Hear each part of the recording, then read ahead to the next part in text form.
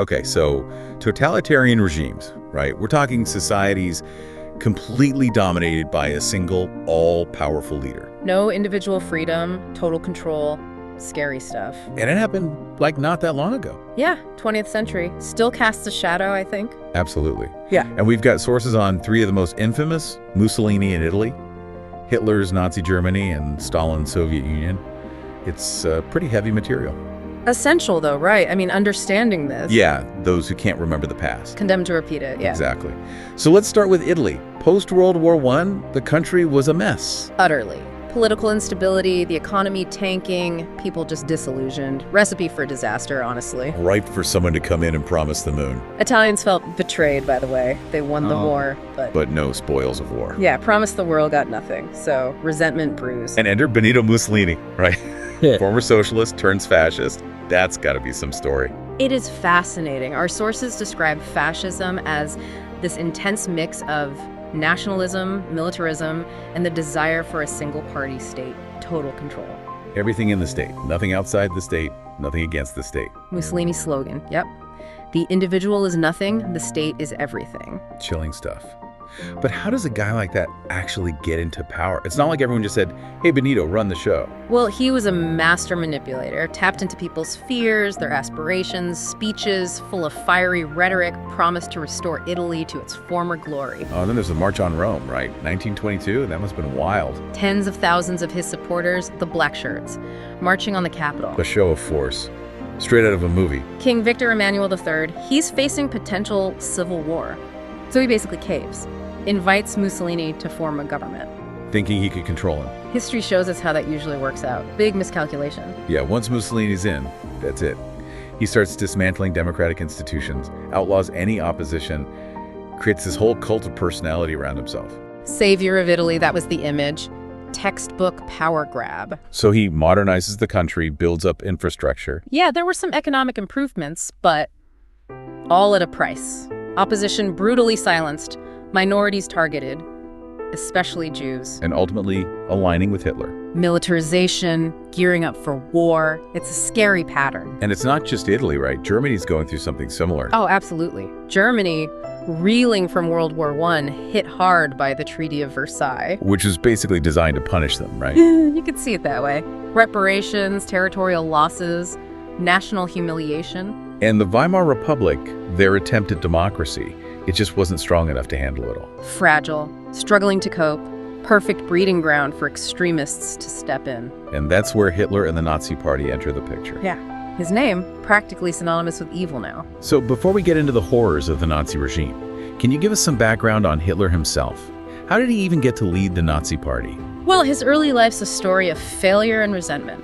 Rejected from art school, deeply affected by his mother's death. So that anger about Germany's defeat in the war, it was already there. Oh, simmering. He joins the Nazi Party in 1921, quickly rises through the ranks. Charismatic, right?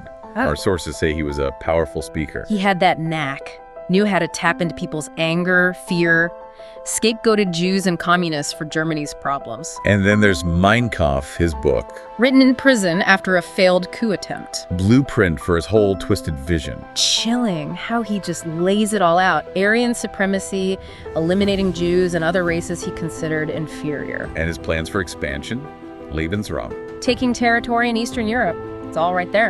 And people were buying it. Enough were. He didn't seize power overnight like Mussolini. Yeah. It was a slow, calculated climb. Playing the political game. Masterfully. By 1933, he's appointed chancellor. So he gets in legitimately. But I'm guessing things changed pretty quick. Oh yeah. The Reichstag fire in 1933, that was a turning point. Parliament building burns down. Arson. Still debated. But the Nazis, they used it. To seize power. Blamed the communists, used it to justify passing the Enabling Act, gave Hitler dictatorial powers. The end of the Weimar Republic. Essentially, yeah. That's when the real terror began. The persecution of Jews, the totalitarian state, the propaganda, it's a lot to take in. The Enabling Act, it was key. Hitler could bypass the Constitution, rule by decree, eliminate opponents, control the media. And Goebbels with his propaganda machine. It's chilling. Like a failed artist who found a terrifyingly effective new medium. So while Hitler's creating this nightmare in Germany, Stalin's doing his own thing in the Soviet Union. Different path to power, different ideology, but the same end result. A brutal dictatorship. New country, new system, but that same pattern of a single leader taking absolute control. It makes you wonder, doesn't it? Are these chaotic times just breeding grounds for dictators? It's a lot to think about. So we've got Mussolini, Hitler, Stalin, each with their own story, but leading their countries down a similar terrifying path. And that's what we'll unpack further as we continue this deep dive. How did these regimes function? What were the consequences? And what can we learn from all this? Exactly, because these stories, they still matter today. It's amazing, these regimes, similar, but they held onto power in different ways. Yeah, we've talked about their rise, but how did they fall? I mean, they seemed invincible. Well, each one's a different story, but there are some common threads. Mussolini's Italy, for example, met its end during World War II. Right, he sided with Hitler. Which didn't work out so well for him. As the Allies advanced, his power crumbled. Overthrown. Executed by his own people, actually. Talk about a fall from grace. It seems his gamble on aligning with Hitler, well, it backfired. Big time. Speaking of Hitler, how did his regime end? Hitler's Germany, more decisive end. Catastrophic, too. Yeah. Years of war, then defeat. Hitler, facing the inevitable, commits suicide in his bunker, 1945. The end of Nazi Germany. A pivotal moment in history. The horrors of the Holocaust. A stark warning against fascism, totalitarian ideologies. Definitely. It's hard to imagine the world if the Allies hadn't won. But what about Stalin's Soviet Union?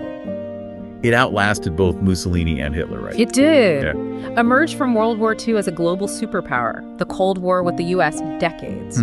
But our sources show that the seeds of its collapse were already there, within the system itself. Interesting. Stalin's death in 1953, a turning point. So even a regime built on fear and control, it couldn't escape the fact that everyone dies. Nope.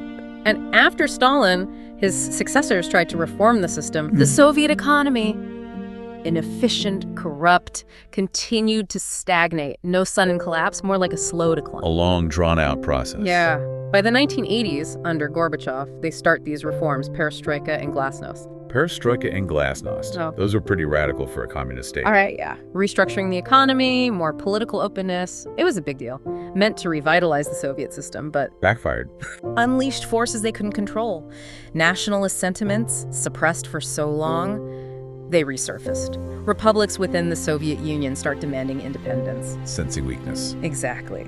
The Soviet Union, this vast empire, diverse population, held together by force, ideology. Once those weaken, the cracks show. And in 1991, the mighty Soviet Union dissolves. Breaks up into 15 independent states. Unthinkable just a few years before. Shows the limits of power, even in a totalitarian regime. It makes you think, right? Are these systems inherently unstable, destined to self-destruct eventually? That's a deep question, one we should come back to maybe. But for now, something else has been on my mind. We've talked big picture, these grand narratives, but what about the human cost? Important point. Behind all this history, the politics, the ideology, real people, their lives upended. Millions suffered under these regimes, imprisoned, tortured, executed, forced to live in fear. Yeah, it's easy to get lost in the abstract, but every statistic is a human being, a story of suffering and also resilience. What was daily life like for people? Do our sources offer any insights? They do. It's a grim picture, but a vivid one. Imagine a world where the state controls every aspect of your existence. Everything. Your job, housing, even your free time. Can't criticize the government, can't express an opinion without risking serious consequences. Constant surveillance, no freedom. Living under that kind of pressure, it's hard to fathom. How do people even cope?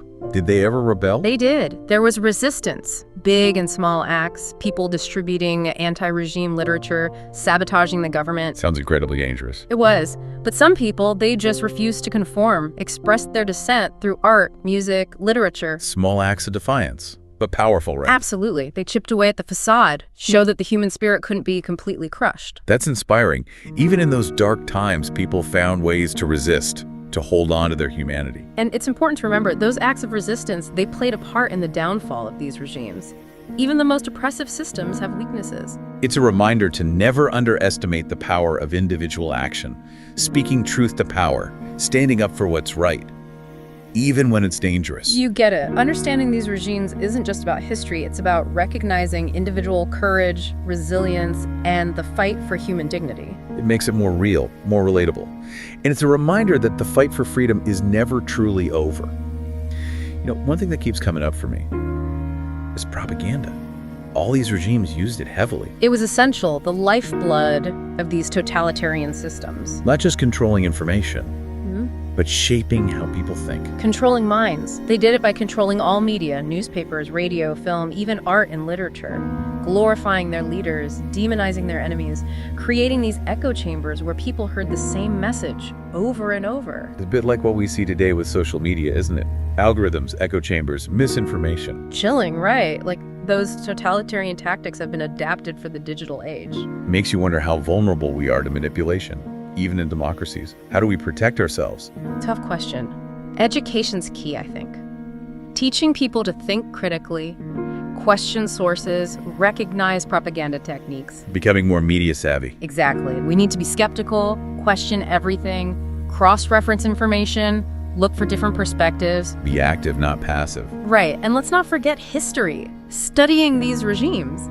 It can help us identify similar tactics today. Recognize the warning signs. Those who cannot remember the past are condemned to repeat it. History isn't just about dates and names, it's about patterns, understanding how things work so we don't make the same mistakes. Well said. This deep dive has been intense, eye-opening. I've learned so much about these regimes, but also about how fragile democracy is, how important it is to be vigilant. Couldn't agree more. It's easy to take our freedoms for granted, but history shows us they're constantly under threat. We have to be willing to defend them. The price of freedom is eternal vigilance, Powerful words. And with that, I think it's time to wrap up this part of our deep dive.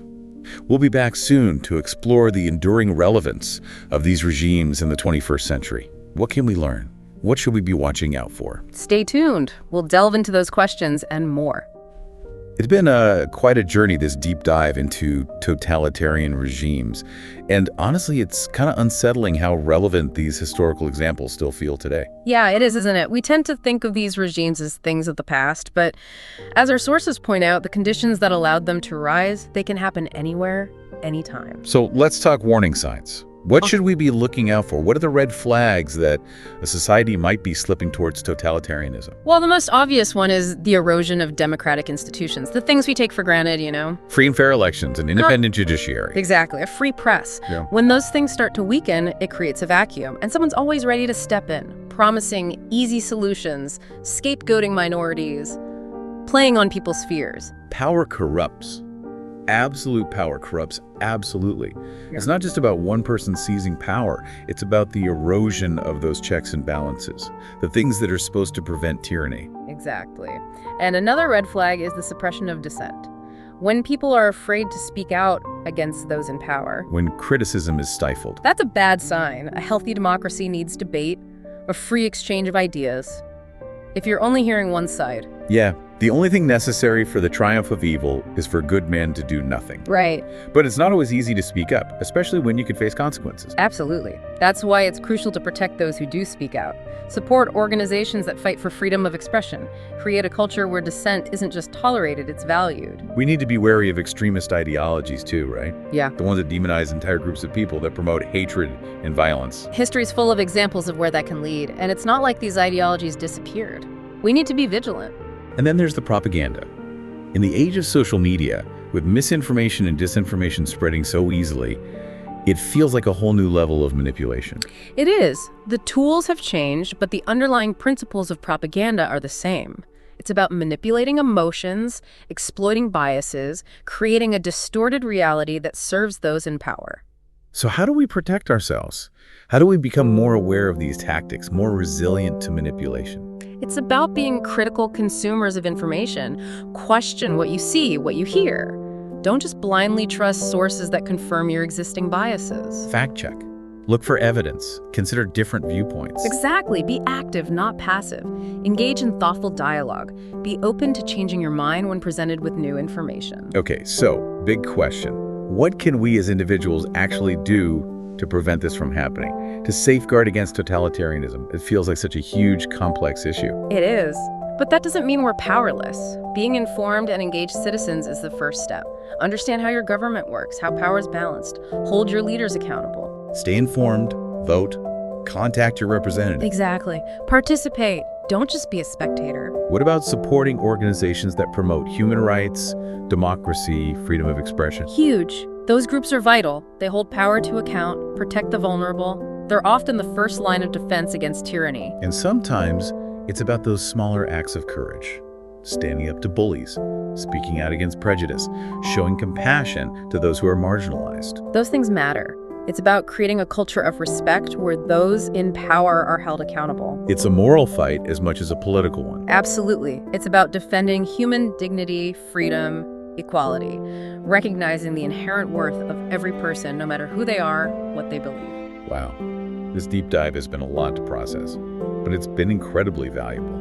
I feel like I've gained a whole new understanding of how fragile democracy is and how important it is to stay vigilant. I think we all have. It's easy to take our freedoms for granted, but they're constantly under threat. We have to remember those who fought for those freedoms and be willing to defend them ourselves. The price of freedom is eternal vigilance. Well said. Well, on that note, I think it's time to wrap up this deep dive. Thanks for joining us as we explore these dark chapters of history. We hope this conversation has helped shed some light on how totalitarian regimes rise, the devastating impact they have, and how we can work together to prevent history from repeating itself. The future isn't set in stone. It's shaped by our choices, our actions. Let's make sure we're defending the values we believe in, working towards a world where freedom and justice prevail. Thanks for listening to The Deep Dive. Until next time, stay curious, stay informed, and stay engaged.